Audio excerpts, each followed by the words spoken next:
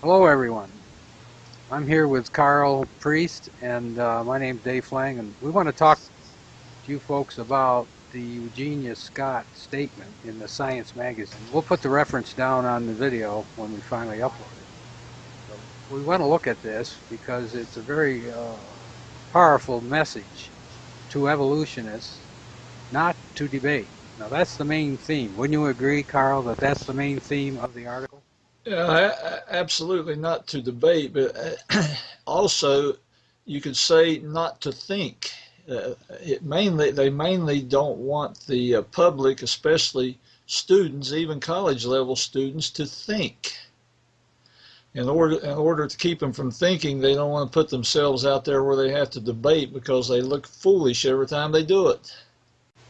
Your comparisons to a sporting event, that seemed pretty lame to me as far as everybody goes there to see one team get beat. Well, that may well be. But each team that's on the field, whatever game is being played, is there to win. And obviously, the creationists want the evolutionists on the playing field to see who's going to win this match. Does that sound reasonable, Carl? Yeah, not only is it lame, it's totally irrelevant. It's silly. It would be like the University of, well, we'll use my state, the University of West Virginia, saying we're not going to go play Ohio State because most of the fans there will be rooting for Ohio State. Actually, a real competitive team relishes winning a game at a home stadium of an opposing team. It's ridiculous what people like EUGENIE stoop to avoid the public finding out that they don't have anything but hot air. They would be good to fill the football with, but they sure couldn't compete in a game. Now, she tries to also justify not getting involved because of the way the debates are set up. She says, in such a forum, science experts often try to pack a semester-long course into an hour, hoping to convey the huge sweep of evolution, the towering importance of its ideas, the masses of evidence in its favor. Creationist debaters know better. They come well prepared with an arsenal of crisp, clear, superficially attractive anti-evolutionary arguments. The fallacious ones, yes, but far too many for you to answer in the time period provided. Now, I have never personally been involved in a debate, but I've watched a few, and there are guidelines, aren't there, Karl, to how these debates are set up? Yes, there are. And before I forget, I want to go back to your last point about the audience being packed with creationists. Dr. Master Apollo came to my part of the country several years ago. He started challenging local evolutionists to debate, and that was the first excuse they used. Well, they'll just bring in busloads of Christians. We've already talked about how that's irrelevant, but Master Apollo said he would let them control the keys to the door, and they could let in whoever they wanted. Every excuse they have is merely a lame excuse, and it's been shot down. Now, to this point you just raised up about 2 points I saw you make, packing a semester of what they claim are solid arguments. All they have to do is bring their best 3 arguments. We, in my local creationist group, invited a local evolutionist that had been publicized spouting evolution. We invited him to one of our meetings to speak to us, and they'd never invited us to any of their meetings, but we asked him, give us your best 3 evidences of evolution. And his 3 best evidences were superficial. They were easily shot down by non-scientists.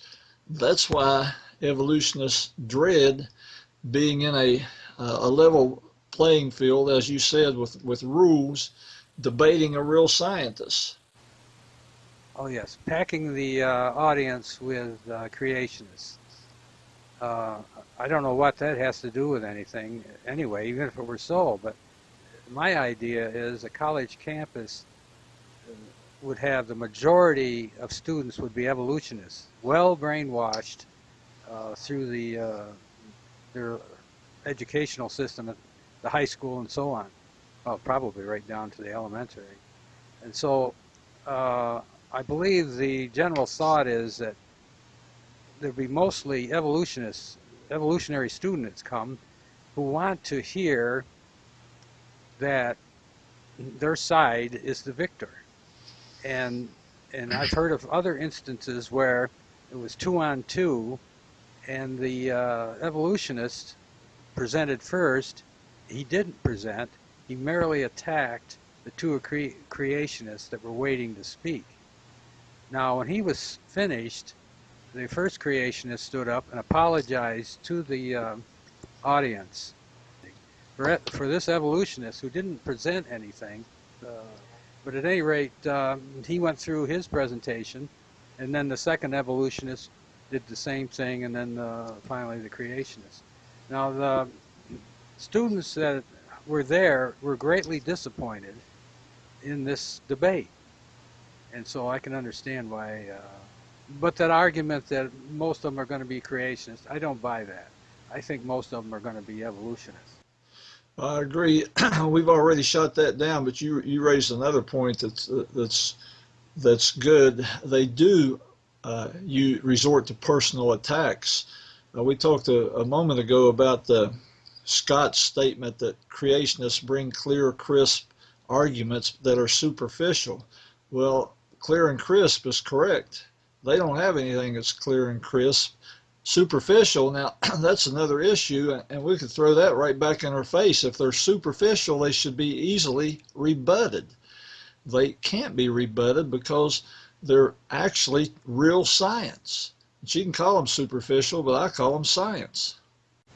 Well, yes, it's a desperation move on their part to not give any credit or. I mean, I can understand why they don't want to be involved. To stand up there is, I wouldn't want to do it. With what they have, I wouldn't do it either. Let me butt in here a moment before I forget it. I've seen a video of a debate where they have one creationist and 3 evolutionists. And Master Paulo, for example, says they can bring as many evolutionists as they want. Well, yes, that's true. And that other argument where they don't want their intellectual credibility to rub off on the opponent. And my answer to that would be find an unknown scientist and just give him all your valuable facts, the evolutionist, and let this unknown scientist win the debate. I think that would be a greater victory for them than having someone like Dr. Dawkins.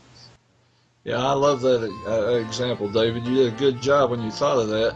And also, even though you may have been facetious, you came up with the idea of them bringing a puppet out there, and they can just anonymously. Well, it's sort of like the Wizard of Oz. They can operate from behind this screen, and none of them will have to be embarrassed if they lose. That's right. That would be a very interesting situation. Yeah, and as you said, they're concerned that their intellectual superiority, that's my word for what I think you said, will rub off or be attributed to the creationists. The creationists wouldn't have that. They wouldn't have that problem if they just sent a puppet out there.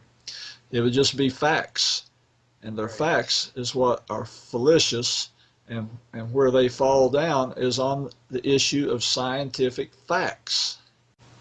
That's apparent now. I guess it has been for years. Dr. Hovine did a presentation, a big campus in California, and 160 professors refused to debate. And I think I can tie it in with what EUGENIE Scott has written, and that's, she says, do no harm. Above all, do no harm.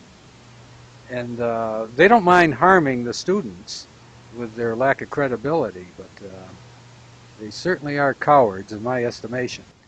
Yeah, you talk about harming the students. I think EUGENIE Scott should be called Eugenics Scott, because the eugenics that wanted to do away with inferior races was based upon evolutionism, so that'd be an appropriate nickname for Scott. She wants to do away with intelligent and well-informed students. Absolutely. It's an appalling situation, and that's why you're involved in that get them out of the school situation. That's absolutely right. Christians need to get their children out of the public schools, even if real science was taught. There's so many other bad things in there besides evolutionism that it'll never be safe for Christian children to be in there. No, that's right. And as I've quoted this doctor, 5 days a week, I don't know how many hours a day it is, Karl. 5, 6 hours a day? It would be like if you count lunch, it's about 7 hours. sticking his children's head in a tank of sewage. I think that's about what it is today. That's right. If you'll let me, I want to go back to issue you raised. It's from that article by EUGENIE Scott that where she says, in her opinion, using creation and evolution as topics for critical thinking exercises in primary and secondary schools is virtually guaranteed to confuse students about evolution and may lead them to reject one of the major themes of science.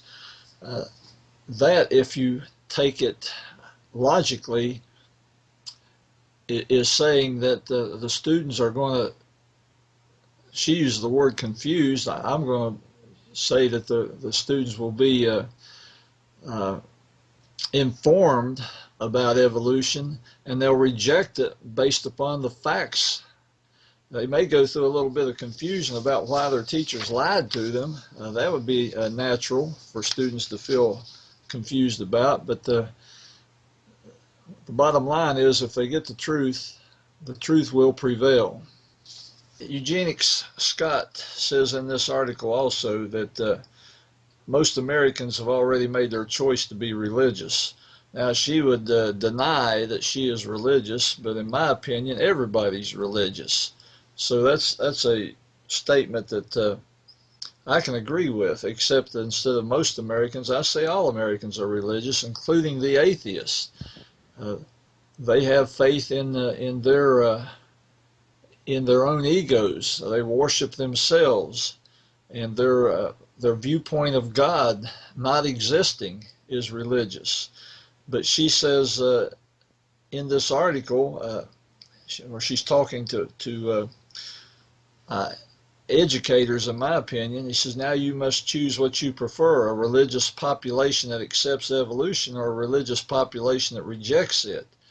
So she's going to try to use, and elsewhere she said that she does use collars, is what she's talking about, referring to clergymen and how valuable they are. And I saw that happen many times in my local battles, where local liberal ministers would prevail at board meetings, amazingly claiming that they weren't religious, and the Bible-believing preachers would be cast as the religious people, when in fact they all had collars on, although only the liberals wear the collars. What we get down to is this: EUGENIE Scott is a goddess second only to the Gaia Mother Earth goddess of evolutionists. And this article that we've been talking about is the best that she has to argue against creation and to try to prevent students from hearing the truth about creation. What a shame, what a shame.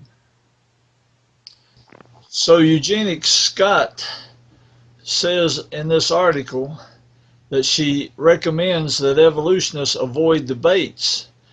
Actually, what she's saying is avoid defeats. They're going to be defeated if they debate. They're always defeated. She knows that. She's not stupid. She's just devious. Evolutionists have control of the media, universities, public schools, even Hollywood is in their corner. Evolutionists have all kinds of power. They have all kinds of money.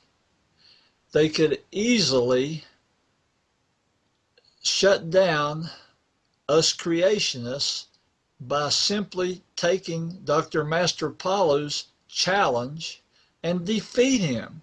If they have any evidence, they could bring us to an embarrassing halt as creationists. They could silence our voice. They could make us look like morons. Why don't they do it? They don't do it because the rules for the Life Science Prize restrict them to real science, not propaganda, not the power of the pulpit. They also have many pulpits in their favor, not the power of the headlines. They're restricted to science, and that's why they won't contend for the Life Science Prize.